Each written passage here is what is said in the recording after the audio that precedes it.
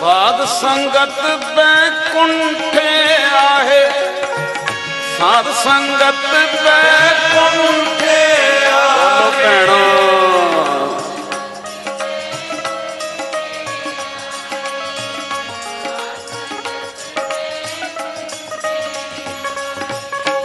ये छोटी जी गल है।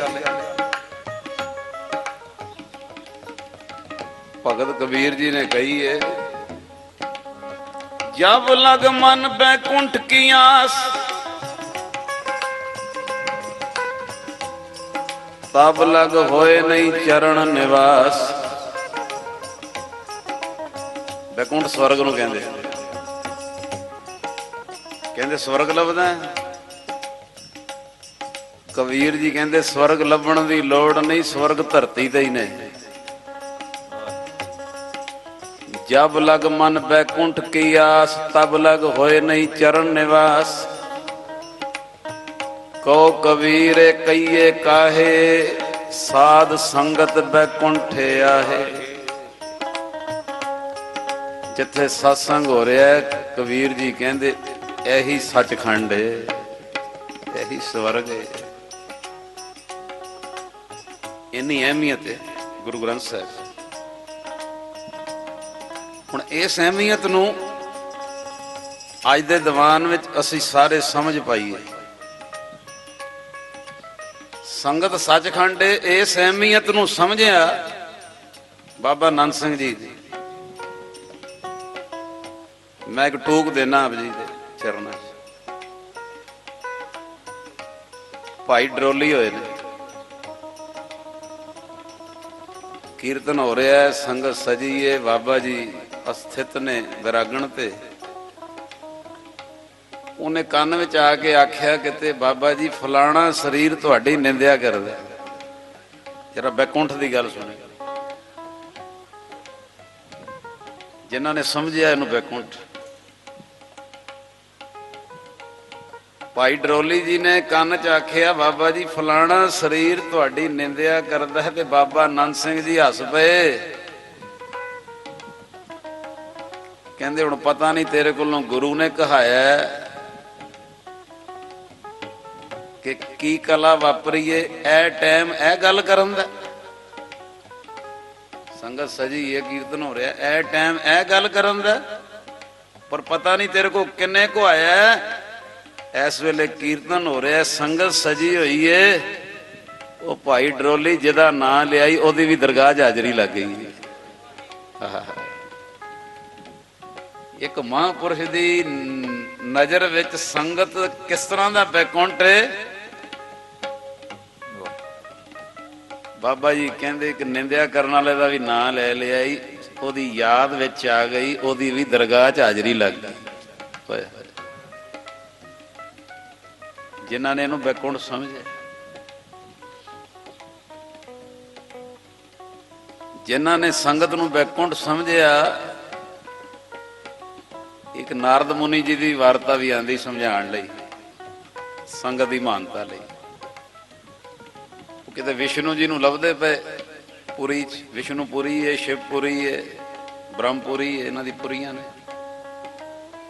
वो गए तो विष्णु जी है नहीं, दूजी वारी गए तां भी नहीं है, तीजी वारी नारद मुनि गए तां भी नहीं है। जिवें बंदा अक जांदा ना, मिलदे ही नहीं पे।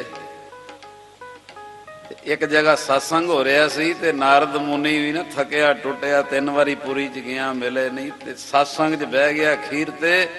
जदों खीर ते बैठा ते की वेख्या, जोड़ियां च विष्णु जी बैठे। संगत हो रही, जोड़ियां च बैठे खीर। कहंदा जी तुसीं इत्थे? मैं 3 वारी पुरी च गया तुहाडी, तुसीं इत्थे बैठे हो संगत दे जोड़े। संगत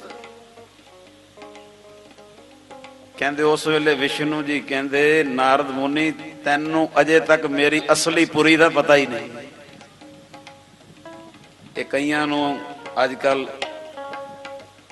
विष्णु जी ना लईए, नारद मुनि लईए ते वो अच्छे नहीं लगते। पर भाई गुरदास जी ने जिक्र कीते अपनी वारां विच।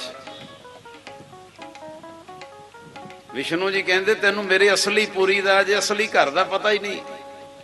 ਕਹਿੰਦੇ ਜੀ ਤੁਹਾਡੀ ਪੂਰੀ ਅਸਲੀ ਘਰ ਹੈ? ਕਹਿੰਦੇ ਨਹੀਂ ਨਾਰਦ ਮੁਨੀ, ਉਹ ਪੂਰੀ ਮੇਰਾ ਅਸਲੀ ਘਰ ਨਹੀਂ। ਜਿੱਥੇ ਸਤਸੰਗ ਹੋ ਰਿਹਾ ਹੋਵੇ, ਸੰਗਤ ਹੋ ਰਹੀ ਹੋਵੇ, ਮੈਂ ਵੀ ਜੋੜਿਆਂ 'ਚ ਮੇਰਾ ਅਸਲੀ ਘਰ ਉਹ ਹੈ ਸੰਗਤ ਬੈਕੁੰਠ। ਇਹ ਭਾਈ ਗੁਰਦਾਸ ਜੀ ਨੇ ਆਪਣੀ ਵਾਰਾਂ ਵਿੱਚ ਲਿਖਿਆ, ਨਿਜ ਘਰ ਮੇਰੋ ਸਾਧ ਸੰਗਤ ਨਾਰਦ ਮੁਨ। ਨਿਜ ਕਹਿੰਦੇ ਅਸਲੀ ਘਰ, ਨਿਜ ਘਰ ਮੇਰੋ ਸਾਧ ਸੰਗਤ ਨਾਰਦ ਮੁਨ। ਦਰਸ਼ਨ ਸਾਧ ਸੰਗਤ ਮੇਰੋ ਨਿਜ ਰੂਪ ਹੈ। ਆਖੋ ਸਤਿਨਾਮ। ਸੰਗਤ ਦੇ ਦਰਸ਼ਨ ਮੇਰੇ ਦਰਸ਼ਨ, ਮੇਰਾ ਅਸਲੀ ਘਰ ਸੰਗਤ ਹੈ। ਨਾਰਦ ਮੁਨੀ ਕਹਿੰਦਾ ਉਹ ਪੂਰੀ ਤੁਹਾਡਾ ਅਸਲੀ ਘਰ ਨਹੀਂ। ਜਿੱਥੇ ਸੰਗਤ ਹੋ ਰਹੀ ਹੋਵੇ ਉਹ ਤੁਹਾਡਾ ਅਸਲੀ ਘਰ ਹੈ। ਤੇ ਮੈਨੂੰ ਅੱਜ ਫਿਰ ਤੁਸੀਂ ਸੰਗਤ ਦੀ ਮਹਾਨਤਾ ਦੱਸੋ। ਧਿਆਨ ਹੈ, ਨਾਰਦ ਮੁਨੀ ਕਹਿੰਦਾ ਮੈਨੂੰ ਸੰਗਤ ਦੀ ਮਹਾਨਤਾ ਦੱਸੋ। ਤੇ ਵਿਸ਼ਨੂੰ ਜੀ ਕਹਿੰਦੇ ਉਹ ਸਾਹਮਣੇ ਦਰਖਤ ਨਜ਼ਰ ਆ ਰਿਹਾ ਹੀ? ਕਹਿੰਦੇ ਜੀ ਆ ਰਿਹਾ। ਕਹਿੰਦੇ ਉਹ ਤੇ ਮਕੋੜਾ ਜਾ ਰਿਹਾ? ਕੀੜਾ ਜਾ ਰਿਹਾ ਸੀ, ਮਕੋੜਾ। ਕਹਿੰਦੇ ਜੀ ਉਹ ਜਾ ਰਿਹਾ।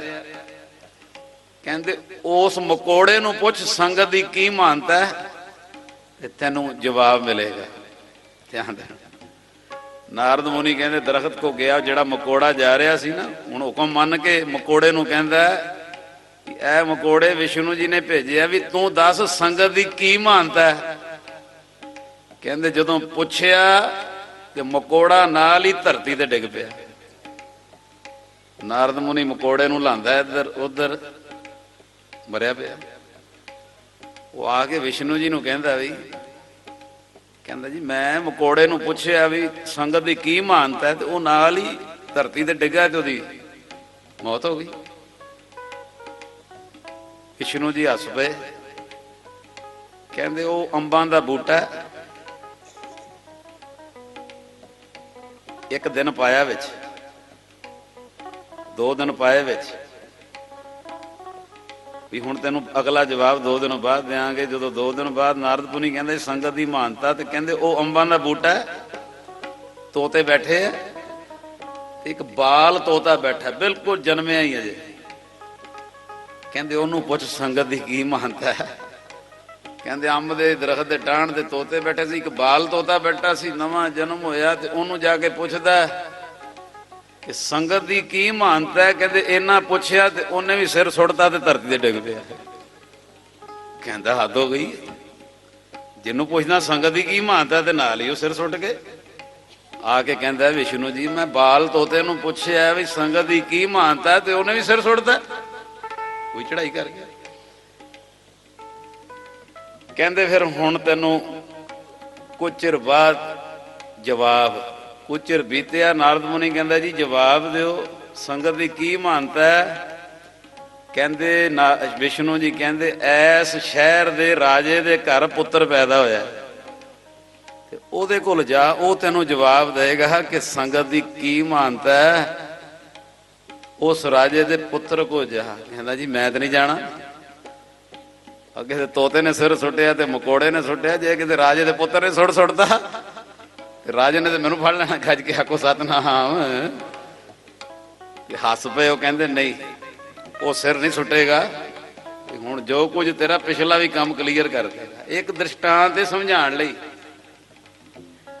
ਕਹਿੰਦੇ ਰਾਜਾ ਜਿਹੜਾ ਉਹ ਸ਼ਰਧਾਲੂ ਸੀ, ਨਾਰਦ ਮੁਨੀ ਨੂੰ ਜਾਣਦਾ ਸੀ। ਜਦੋਂ ਇਹਨੇ ਆਖਿਆ ਮੈਂ ਬਾਲਕ ਦੇ ਦਰਸ਼ਨ ਕਰਨੇ ਨੇ ਤੇ ਕਰਨੇ ਵੀ ਕੱਲਿਆਂ ਨੇ, ਉਹਨੇ ਕਿਹਾ ਧੰਨ ਭਾਗ, ਤੁਸੀਂ ਨਾਰਦ ਮੁਨੀ ਹੋ, ਬੜੇ ਅਭਿਆਸੀ ਹੋ। ਕਿਰਪਾ ਸੀ ਨਾਰਦ ਮੁਨੀ। ਇਹ ਭਗਤ ਧਰੂ ਜੀ ਦੀ ਵਾਰ ਪੜੋ ਤੇ ਧਰੂ ਨੂੰ ਸਿਮਰਨ ਕਰਨਾ ਕਿਵੇਂ ਹੈ, ਇਹ ਨਾਰਦ ਮੁਨੀ ਨੇ ਦੱਸਿਆ। ਭਾਈ ਗੁਰਦਾਸ ਜੀ ਕਹਿੰਦੇ ਨਾਰਦ ਮੁਨ ਉਪਦੇਸਿਆ, ਨਾਮ ਨਿਦਾਨ ਅੰਮਿਓ ਰਸ ਪੀਤਾ।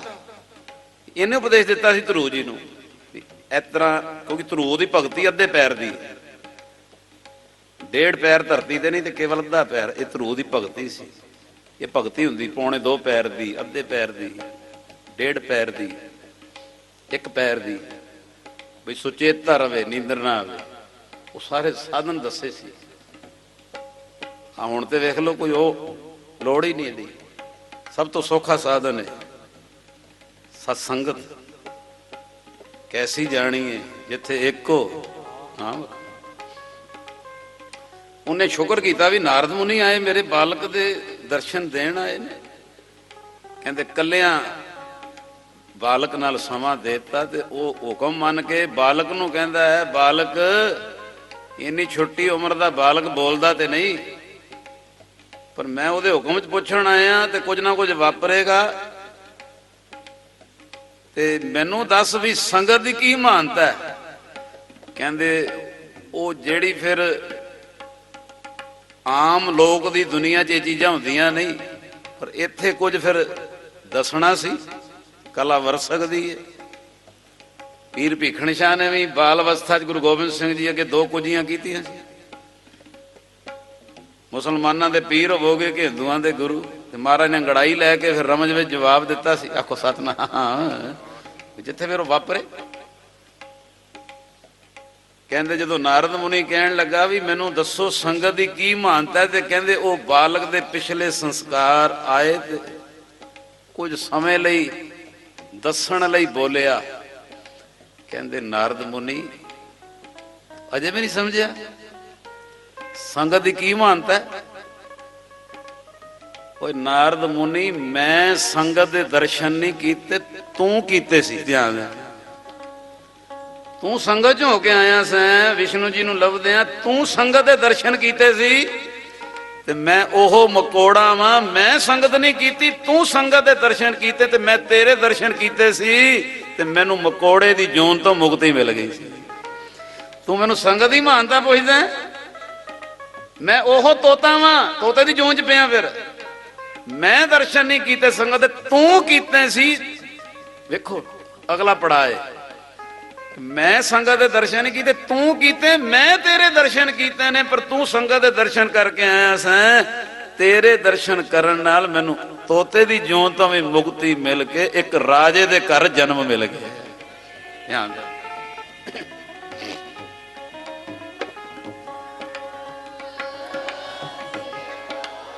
किथे मैं मकोड़ा, किथे मैं पंछियां दी जून विच, ते किथे हुण उस जून च आ गया। सारे सुख भी ने, राज भाग भी है, करोड़ां अरबां दा मालक भी आ, ते किथे जे भगती करां ते अपने जीवन नूं सफल भी कर सकदा। तू संगत दी महानता।